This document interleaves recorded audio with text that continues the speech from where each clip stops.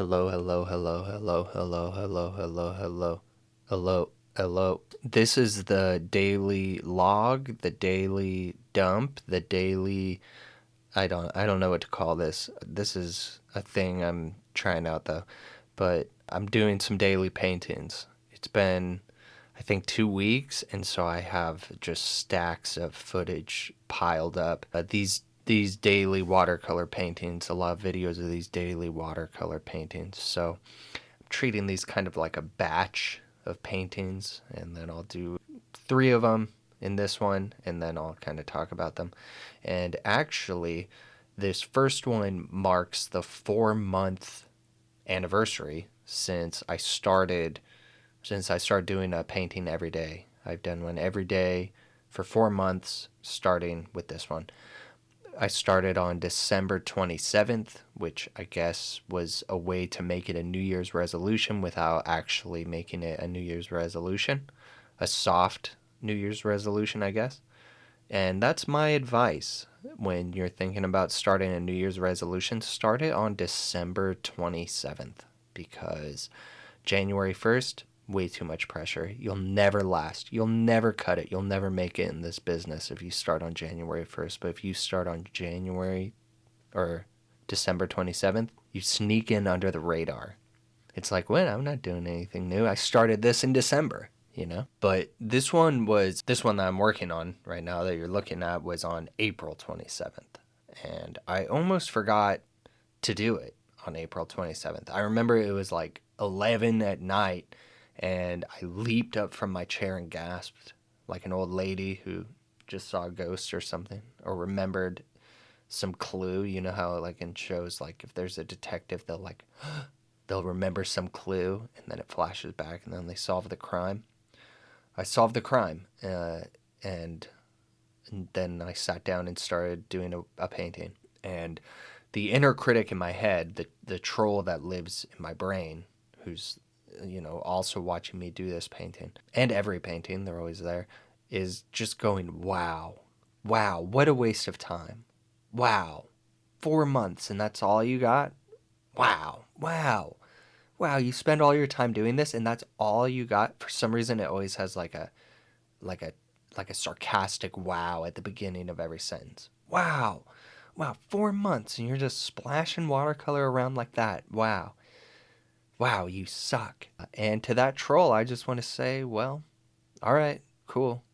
I guess. Yeah, I got nothing for you. This may seem like a very low effort one, to give that troll his due, and I'll be honest, it kind of was. I was intending to do a little bit more with it, a little bit more minimalistic. That's what I was going for. I have this memory of doing these types of portraits, sweeties, as I often call them, and leaving them very loose and kind of abstract and minimalist, and then making like one detail or two, usually the teeth or the eyes, kind of hyper realistic, or not even hyper realistic. Come on, I'm not that good, but more realistic, So it's like you got the contrast between like the more vague, minimal, expression-y thing, and then something that looks real that kind of pulls you in. And I don't know if this is a real memory about work I've actually done, or just some kind of vague notion based more on my mood or something else about my state of mind while working on these paintings. But that's what I was going for. But I didn't end up doing that with this. I just did the vague abstract part. And I was just kind of, I wanted to make one that was just all texture. And I love the texture of watercolor paper. And it's my thing, I'm still talking to that troll, by the way. I feel like I'm sorry, because I know that most people seeing this aren't that troll. And I feel bad for singling out this one troll that's not even anyone out there. It's just in my head. But, I wanted to, I'm allowed to do this in my own daily painting practice. It is interesting because doing anything every day, I do find it easy to start going through the motions. I feel like I'm on the stand now, even just describing this. I'm not on the stand. Look, I did this one because I like the textures, and that's that. I don't have to justify my art to anybody. But I will say that it is with anything, with any job or anything that you do every day, there is always that temptation to just get through it. I mean, how many people, let's be honest, how many of you, now I am talking to you people actually out there, how many of you actually do your job every day? Nobody. Nobody does. And so I find that for me, a lot of the time, there are days when I don't want to do it and days I am, pretty excited to do it. And some days, those days when it's more of a struggle to get there, a lot of those times, this one being the exception because, it was like 11 at night. I was like, I'm just going to play around with texture. It's the last thing I'm going to say about it. But a lot of the times when it really is a struggle to get there, a lot of those times I end up getting more into the painting. And it's hard to start, it's hard to get going. There's a lot of this self-doubt and stuff and what all that stuff. But then like at a certain point, it's like, okay, I got this. And then it's like it's something that I couldn't have imagined on my own, and it's better than I thought it would be. So that's one of the interesting things about having that, doing it every day, is that your mood really isn't an indicator of how it's going to turn out. And then there's other days where I have a clear idea and it just doesn't work out at all. So I ended up calling this one Raindrops Keep Falling on My Head. Buzzin'. I remember doing this one because there is a certain point in this painting where I remember thinking, hey, that kind of looks like Eminem. And I was talking on the phone and I said, this painting looks a lot like Eminem. And then that reminded me of a funny thing about Eminem. Actually, I think on the phone, my girlfriend said walking around something. Said something about walking around somewhere. Was talking about walking around. Just said the two words walking around. And a funny thing about Eminem is anytime I hear anybody say those two words, walking around, my brain automatically fills in, like in anticipation, a line from the real Slim Shady where Eminem goes, walking around grabbing his you know what, flipping the you know who, yeah, but he's so cute though. Every time I hear those two words, walking around. And walking around isn't a thing that people say infrequently. I mean, people say walking around probably half a dozen times a week at least. And just walking around. Walking around. I was walking around. The other day I was walking around, and that line autofills. Grabbing his you know what, flipping the you know who, yeah, but he's so cute though. Just imagine that. Just imagine every time you hear those two words, your brain fills that in. It's horrible. It's actually, it's whatever. I've learned to live with it. I'll say that. It's hard, but I've learned to live with it. Sometimes the song continues in my head, but it's never actually the song. It's like just that line so clearly, and it's really fast every time. There are a few lines like that from movies and music. Whenever this is another example that came up on that same phone call. My girlfriend was saying, "That's what you got to do," and whenever anybody says that's what you got to do, my brain automatically fills in when you find yourself in the middle of a vicious cockfight. And that's a line from Anchorman. And so, again, that's what you got to do is another thing that people say, regularly. It's a normal thing to say. So always, a couple times a week, that's somebody, this and this, but that's what you got to do. And then my brain goes, when you find yourself in the middle of a vicious cockfight, I'm an idiot. I'm dumb. My brain is just crazy, and I don't know. I can't. There are other examples, especially from Anchorman, but I can't think of any off the top of my head right now. There are a bunch from the movie Hot Rod as well, and there's probably more from Eminem songs as well, but I just can't think of. They'll come up though. I recently watched Hot Rod and Anchorman both. This is a side note.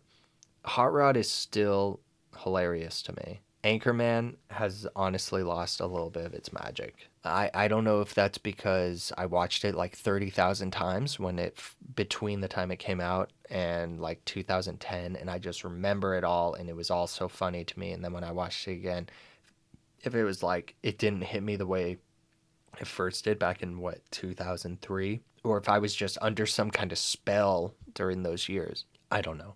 I'll report back when I get more information and the studies go through peer review or whatever. I'm going to call this daily buzzing.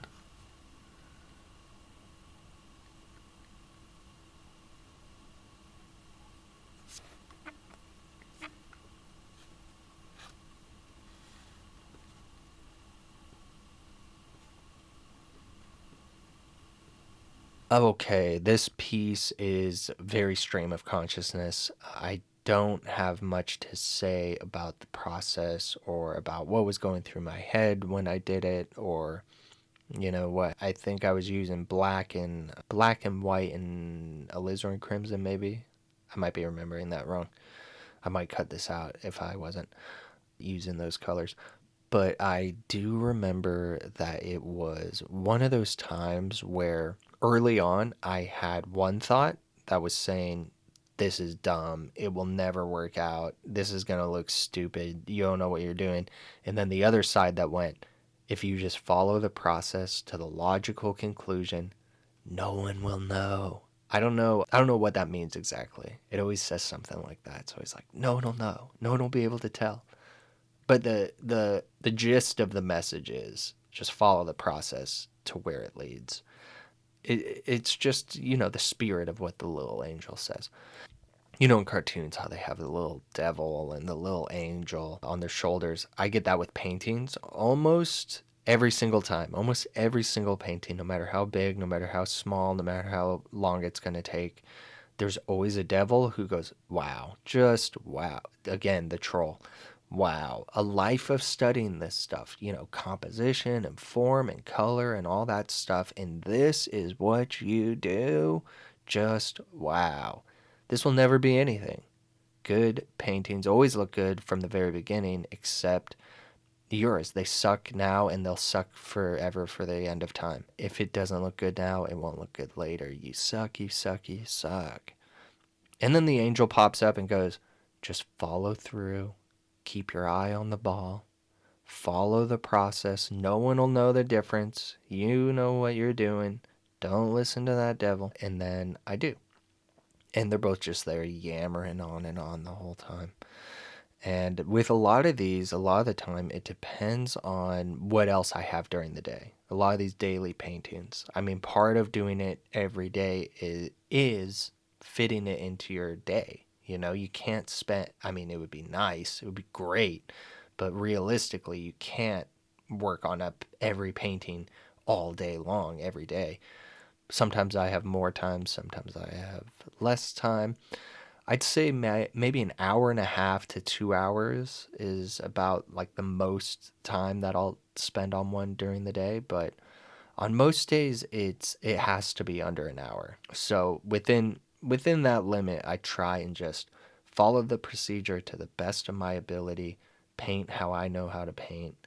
And sometimes I branch out and try some experimental things. Sometimes I do it more as like an exercise or a study, but I try my best to just see it through from start to finish, following the process to the best of my ability, using all the tools and all of my special powers, as Marlon Brando would recommend to the mortician in The Godfather after his son, Sonny, I believe, is shot in the face and they're trying to give him a an open casket funeral so that his mother does not see him that way. Okay, have fun. Good night.